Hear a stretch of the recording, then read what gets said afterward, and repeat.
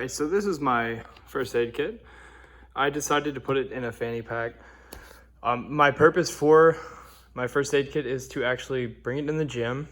I've had multiple times where I've gotten injured or needed ice or needed a bandage, and I haven't immediately had access. Now, all gyms will have a first aid kit somewhere, but it's not immediate. I don't have it.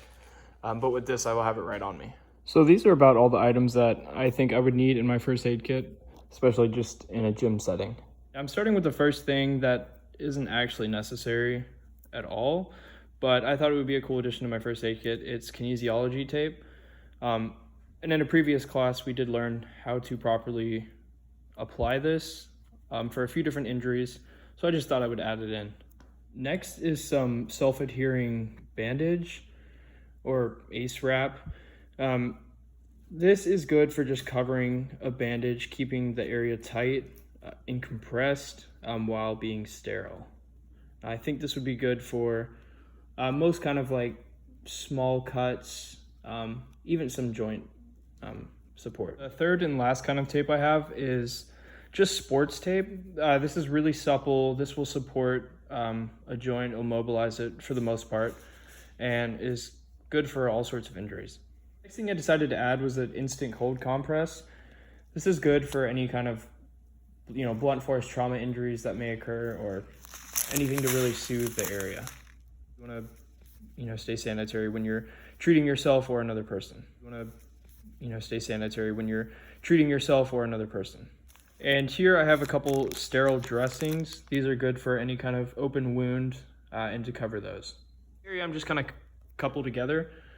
So first this is decolorized iodine, but it's the same thing. It's just a first aid antiseptic for any open wounds. I have alcohol prep pads for the same kind of deal. And again, I have triple antibiotic ointment, just these little packets for any kind of open wound. Break to, like a finger or maybe a toe. These are actually meant to support, either a finger or a toe, and then you'll be able to splint them with tape.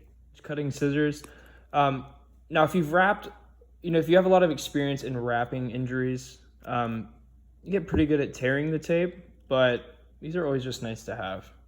Next thing, have some non-woven sponges. This is good, or these are good for, if there's any open wounds, if there's a little more than excessive bleeding, these are good to clean up the area and keep it dry and sterile.